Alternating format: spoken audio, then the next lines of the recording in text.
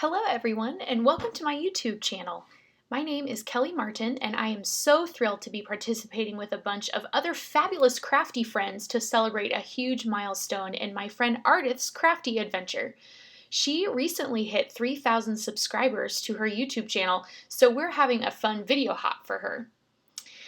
And I'm just so proud of her and all the things that she's accomplished. So naturally, because this is a video hop to celebrate Ardyth's accomplishments, I figured that I would make a congratulations card.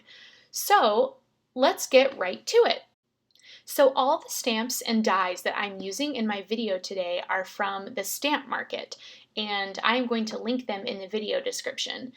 I love the stamp market products because they are so bold and trendy in their designs, and I feel like they really work well with a lot of different styles of cards. So I began by cutting down a heavy piece of vellum to 4 1/4 by 5 1/2 inches, and then I placed it in my MISTI. I treated the vellum panel with an anti-static powder bag, and then I inked up the stamp with Versamark, and you can see me turning the stamp in the MISTI and covering it with the embossing powder and heating it with my heat tool. So now it's time to stamp the floral images, and you're going to see me stamp my images down onto Neenah white cardstock. That's what I'm using here. And one thing I like to do with a stamp set like this is to go ahead and stamp way more images than I actually need for my one card, because I already have all my supplies out, so why not, right? And they'll already be ready the next time I want to go to make a card with these particular images.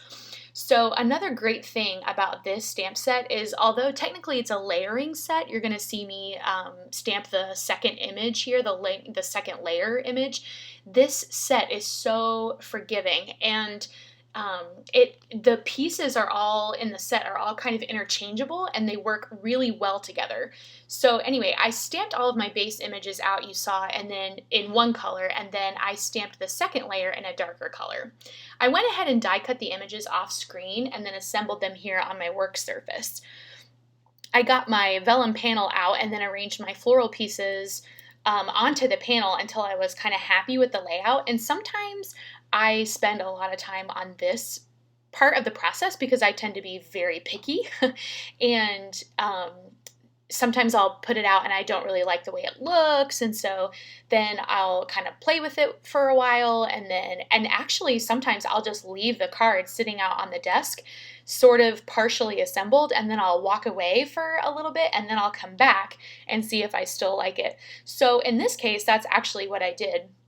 I laid all the images out on my vellum panel, as you're seeing here, and kind of messed with them for a little bit. And then once I was finally happy with them, I went ahead and taped my card panel actually down to my work surface so that it wouldn't shift while I was doing this next part. I used my press and seal and laid it down onto the panel so that I could pick up all the floral pieces together and keep them in their arrangement, so I wouldn't have to remember or try to recreate it. And after I picked up the pieces, I went ahead and applied liquid glue on the back, and you'll see me do that here. And then I went and pressed the press and seal back down onto the card, and I went ahead and pushed down pretty hard to make sure that they were good and adhered. Sometimes when you've got groups of floral images like this, if they're layered and they're kind of sitting on top of each other like this, some of them get missed. So I pushed them down quite hard to make sure that they were good and stuck down there and that they weren't going to move.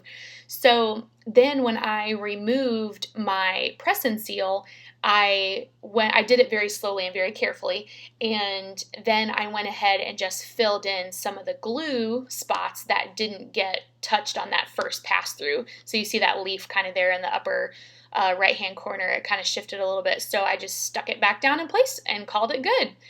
I also die cut a sentiment off screen and then went ahead and glued that down on the panel as well. I really liked the way this bright white embossing shows up on the vellum, so I was really happy with how that turned out. So to finish off the card, I cut and scored a 4 1/4 by 5 1/2 inch card base out of the same Neenah white cardstock, and then I just very simply glued the back of the panel down onto the card base. So thank you guys so much for stopping by today and joining the hop, and a huge shout out to our awesome sponsors.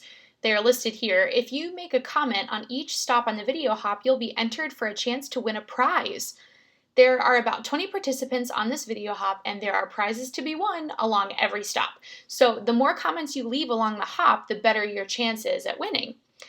So please tell us if you are in the US or international, as some prizes that are being given away are restricted to US addresses. And all of the details for the video hop are going to be found on Ardyth's blog, which I will also link in the video description. If you get lost along the way, go back to Ardyth's blog for the full list of participants. And all prizes are going to be announced on Saturday, October 19th, so be sure you comment before then. Thanks again for spending some time with me today, and be sure to follow my crafty adventures if you're interested in staying connected with me. If you're interested in seeing more of my videos, go ahead and click the subscribe button. Have a great day!